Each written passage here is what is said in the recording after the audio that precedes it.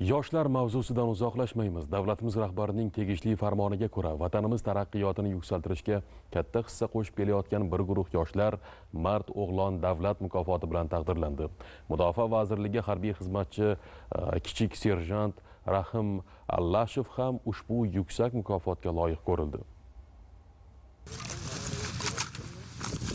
Kichik serjant Rahim Allashev o'zining yuksak mahorati, matonati va qat'iyati bilan yurtimiz bayrog'ini xalqaro maydonlarda yuksaklarga ko'tarib, mamlakatimiz sharafi va nufuzini munosib himoya qilib kelmoqda. Uning yutuqlari, mustahkam irodasi, jasorati va mehnatsevarligi yoshlar uchun munosib ibrat namunasi bo'lib xizmat qilmoqda.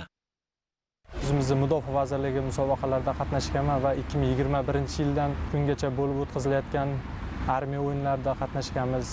Xalqaro qo'shnilar razvedka a'lochisi, Buyuk Britaniyada o'tkazilgan Kemberiya patrul musobaqasi, Pokiston Islom Respublikasida jamoa ruhi xalqaro musobaqalarda qatnashganmiz va o'sha yerda biz yaxshi natijalarni ko'rsatganmiz. Yurtimiz bayrog'ini yuqoriga ko'tarib, oliy bosh qo'mondon bizga berilgan ishonchni oqlab kelganmiz. Vaqtni ortga qaytarish imkoni bo'lsa, shu yo'lni davom ettiraverardim. Harbiy formani kiyib yurish aytadi-ku, har kimga emas deb. Shuning uchun men shu yo'lda tanlaganimdan afsuslanmayman. Shaxsiy fazilatlari, harbiy xizmatdagi ibratli faoliyati, xalqaro musobaqalarda erishgan yuqori natijalari sabab kichik serjant Rahim Allashev prezidentimiz tomonidan Mard O'g'lon davlat mukofoti bilan taqdirlandi. Davlat mukofotini olayotgan payti o'g'lim to'xtab qolmagan. Bu senga boshlanishi. Xudo xohlasa bunaqa mukofotlardan men berishga charchamayman.